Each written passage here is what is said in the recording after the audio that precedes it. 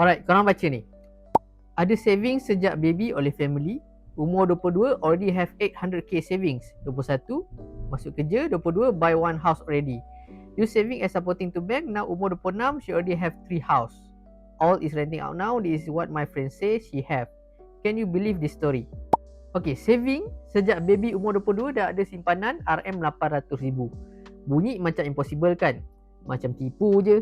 Ramai yang rasa cerita macam ni mustahil sebab kita bandingkan dengan diri sendiri.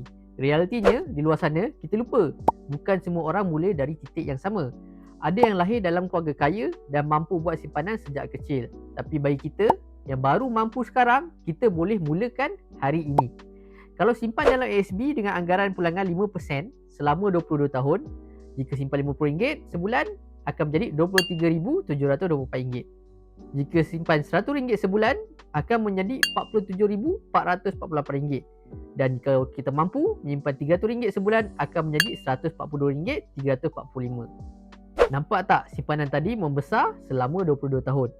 Kita mungkin tak sempat mula masa kecil, tapi kita boleh mulakan untuk anak-anak kita sekarang.